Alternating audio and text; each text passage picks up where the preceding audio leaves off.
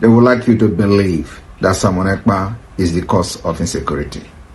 No, I am the solution, and the only way they can get to you is by kicking me out of the way. Updates from Finland. Yes, with regards to our Prime Minister, Maazi Simon Ekpa. You remember the last update I brought your way, where the Finland local investigators said that they have concluded the investigation, stating that PM Simon Ekpa is suspected of incitement and terrorism. So now, this latest update that arrived yesterday from Finland, it has stated that the Deputy Prosecutor General has decided to charge Simon Ekpa for public incitement. Let me just read out this update from the official handle of United States of Biafra government. Please pay attention. There are some other loaded videos after this one from foreign people. Okay, if you don't have that, please subscribe. Okay, watch this video, share this video. If you are watching from YouTube, always subscribe, hit the like button, please. Okay, now listen to this update. It stated, breaking: the United States of Biafra government has just learned that the current Finland government, through the deputy prosecutor, has charged the Prime Minister on ground only known to them. It reads, the Deputy Prosecutor General has decided to charge Ekpa with public incitement to commit a crime with terrorist intent and participation in a terrorist group. The charges are part of a large investigation in which the Central Criminal Police arrested 5 people, 4 of whom were suspected of financing a terrorist crime. 4 of the 5 suspects were released during the preliminary investigation. You remember, there were about 5, including PM Simon Ekpa, total of 5, but 4 people were later released. Let's continue. The charges were filed on Friday morning, yesterday. Today is Saturday. The case will be heard in Padiat Home District Court. A hearing date has not yet been set. That the date for the court hearing has not yet been fixed, but PM Simon Ekpa has been charged. But people should remember that there were 5 that were arrested, but 4 people were later released. But Finland local investigator did not announce to the public that they did not find any evidence as to those 4 people, so they released them and still holding Maazi Simon Ekpa. Are you getting it now? Now listen to what the Deputy Prime Minister, Dr. Ngozi Orebeze, said something during the Independence Convention. She stated that the case is now between Finland government, Biafra government, and the terrorist Nigeria regime. So this case is now between 3 countries: Nigeria, Finland, and Biafra government, right? All right, let's go to the deal. This small video from foreigners talking about Biafra. Are you getting it? It's a bit long, but please calm down. Listen to this video. There are so many important things they discuss in this video. And do remember to share video. You get why? 50 years ago, the leaders of a predominantly Christian tribe in southern Nigeria declared the creation of their own republic, Biafra. 3 years later, and at the cost of 1 million lives, the rebellion was over. But for some, the dream of separation has never died. Insight's Juliana Oleinka reports. These children are orphans. Their mothers, fathers, aunts, uncles and siblings are among the almost 3 million Biafrans who were killed during the Nigerian Civil War. Known as the Biafran War, the brutal battle was fought by Nigerians to reclaim the succession of Biafra, an area in the south of the country, home to many small ethnic groups, but populated predominantly by the Christian Igbos. The Biafran Air Force, small as it is, has stopped the entire oil flow of Nigeria from the mainland world. You think you can limit force once you use it? I've told, in fact, my troops that they are not fighting a total war against an outside enemy. They are only taking police action to crush a rebellion The war was a culmination of political, economic, cultural and religious tensions, which preceded Britain's formal decolonisation of Nigeria in the early 1960s. In the north of what became the northern Nigeria, there were people who were devout Muslims. They had their own way of life. They had their languages, they had their cultures. In the west, you had the Yoruba people who had, again, similar views. Part of them were Yoruba, part of them were Muslim, part of them became Christians. They were the first group in Nigeria to be exposed to westernization. Okay. Whereas in the eastern part, which we call Biafra, were also exposed to, so you had 3 different major ethnic groupings that constituted what we call the Niger area, which became Nigeria.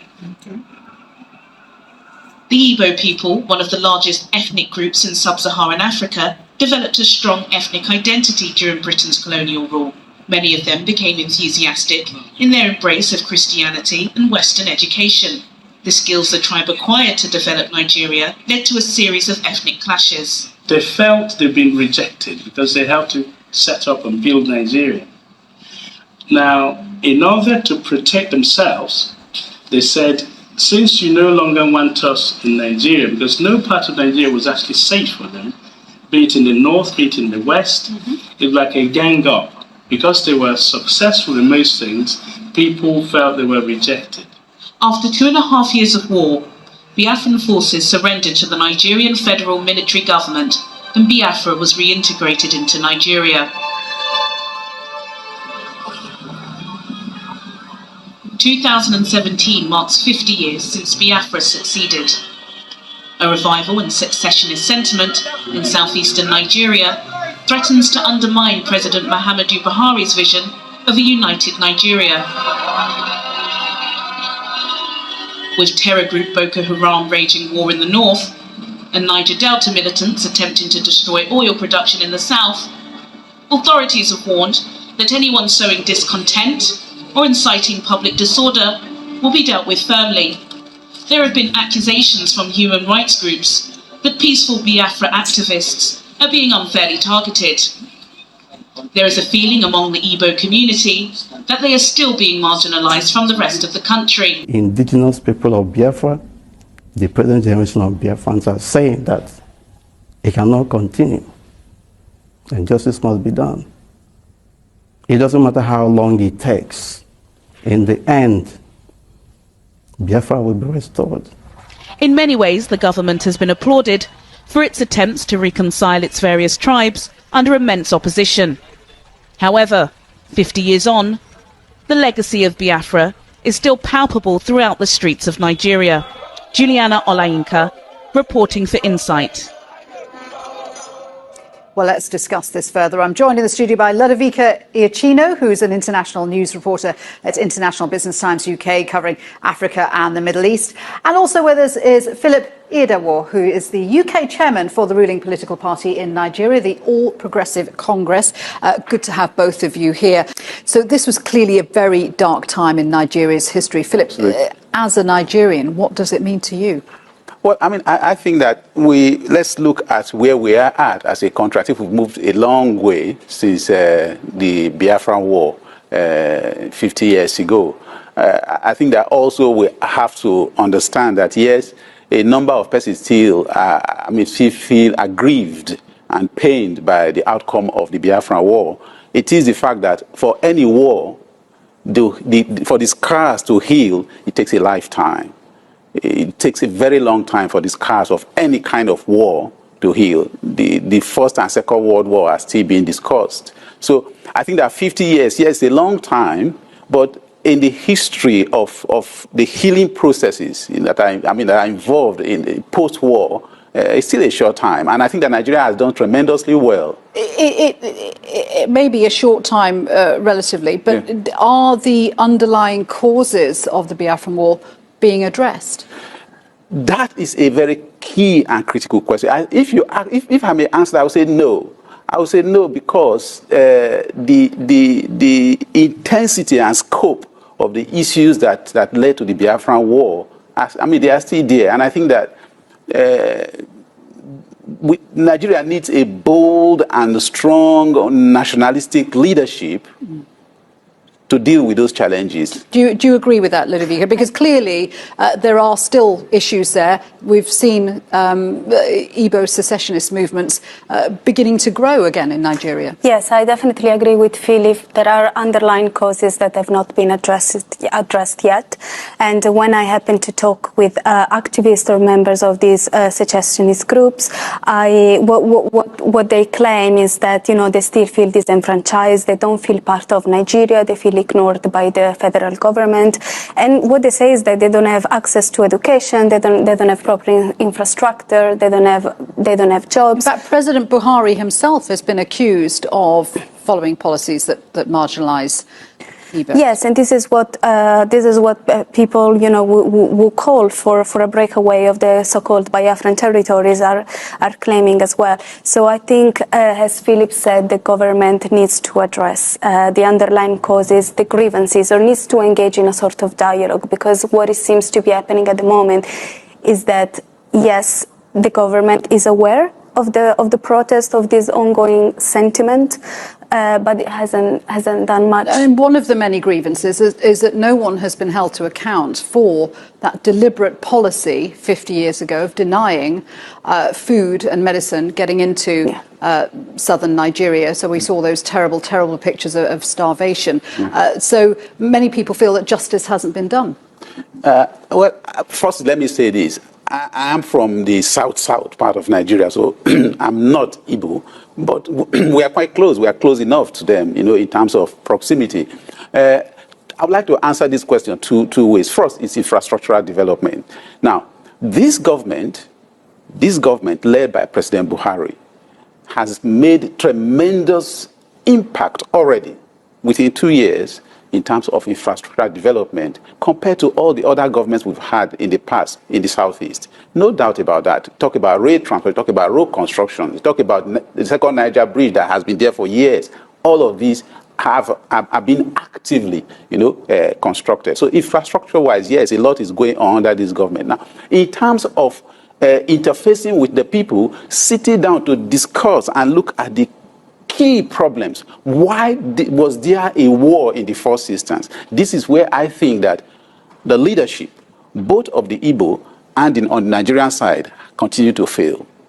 There is a need to sit down and interrogate why was there a war in the first instance. But doesn't it come down to the fact that the peoples and the tribes in the south feel culturally disconnected from the north? Their heritage is different, their origins are different. That's one of the key issues, isn't it? I think so, but I think that the moment when key grievances are addressed, people might feel also more willing to feel Nigerians as part of a whole country.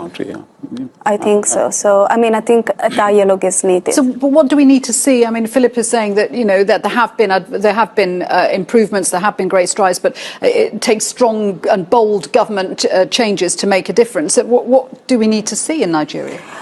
I think, first of all, there needs to be clarity in terms of what happens when the so-called pro-Biafra activists take to the streets and protest, because there have been rights groups claiming that unarmed protesters have been killed, and then on the other side you have security forces constantly denying these claims. So there needs to be clarity on this. There needs to be reports, like better insightful reports on what happens on the ground, and people need to start taking responsibility for their actions. On one side, this is, I think, it would be the first step, because we've seen the pro-Biafra movement regaining momentum following the arrest of Nnamdi Kanu, and things seems to have escalated in the past 2 years, and the killings and the fact that people have been allegedly killed by security forces further increased grievances. So I think that would be the first step. So, Philip, what do you think are the prospects for Nigeria, the issue of Biafra? You know, what can southern indigenous people hope for in Nigeria? My personal feeling and views are this, that Nigeria has a great future. A. B. I don't see Nigeria of 2017, you know, with the possibility of breakup. All right. But I also think that there is the need to sit down and look at the issues. One. Two, there is the need, you asked the question about people being held to account. Being held to account does not necessarily mean being punished. There is a need to simply say, I am sorry. You know, from both sides. I don't think that the fault, at least from what I have read, I mean, of all that happened, and I was a child when the Biafra War took place. I think that from both sides there were errors and there were mistakes and there were steps taken by both sides that hurt the feelings and the relationship between ethnic groups, you know, in Nigeria. Nigeria is not made up of just 3 tribes. It's made up of a huge number, over 250 or 280 Absolutely. tribes. So it's a huge challenge for any government. But it is a willingness to say, look, we need to sit down and build a nation out of these multi-ethnic nationality groups. And we're going to talk more about tribal divisions after this short break. But both of you, for the moment, thank you very much indeed for that. Thank you very much, Suri. You're watching Inside.